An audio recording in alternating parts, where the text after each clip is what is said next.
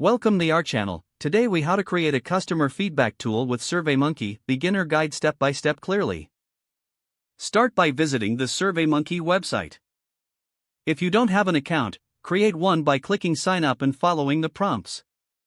Once logged in, click on the Create Survey button. Choose a template that suits your needs, or select Start from Scratch for more control. If using a template, browse through the available options and select one that fits your feedback goals.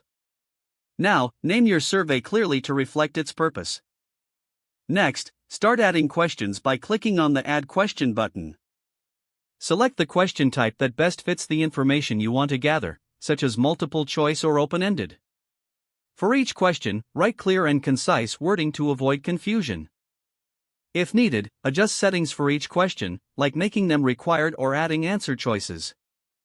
Continue adding questions until your survey covers all necessary topics. Once you have all your questions, preview the survey to see how it looks. Test the survey yourself to ensure everything functions correctly. After making any necessary adjustments, proceed to the survey settings. Customize the survey options, such as the start and end dates, response limits, and survey appearance. When satisfied, click on the Collect Responses tab to decide how to share your survey. Choose your preferred distribution method, such as email, social media, or a direct link.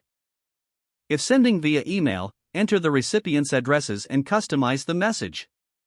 Once ready, launch your survey by clicking the Send button.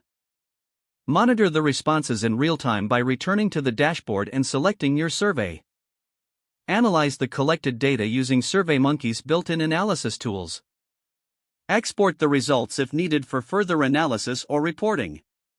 Remember to review feedback regularly to make informed decisions based on your customers' input. If the page does not load, refresh the browser or try again in a private or incognito window. Make sure you are using the correct email address, then retype it carefully to avoid small typos. If your password is not accepted, use the reset option and create a new strong password you can remember.